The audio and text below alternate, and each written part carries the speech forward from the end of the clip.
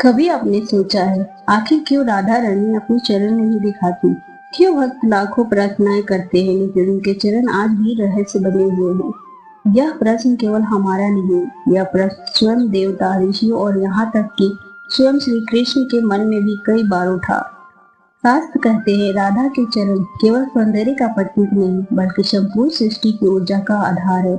उन चरणों की धूल में इतनी शक्ति है कि कोई भी उसे पा ले तो उसके सभी पाप भस्म हो जाते हैं। उनका हृदय केवल प्रेम और भक्ति से भर जाता है।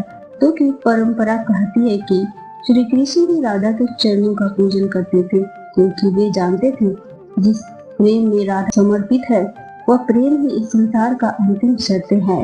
अब प्रश्न यही है कि जब उनके चरण इतने दिव्य हैं तो वे उन्हें सबके सामने क्यों नहीं प्रकट करती? इन तीन गहरे कारण बताए जाते हैं। असहनीय सौंदर्य। राधा के चरणों का सौंदर्य इतना अलौकिक है कि साधारण मनुष्य उसे सहन ही नहीं कर सकता।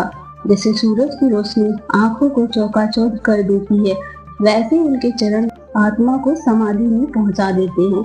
प्रेम पर ध्यान, रूप पर नहीं। राधा चाहती है कि भक्त उनके नाम और प्रेम से जुड़े, न कि केवल उनकी दृश्य सौंदर्य से।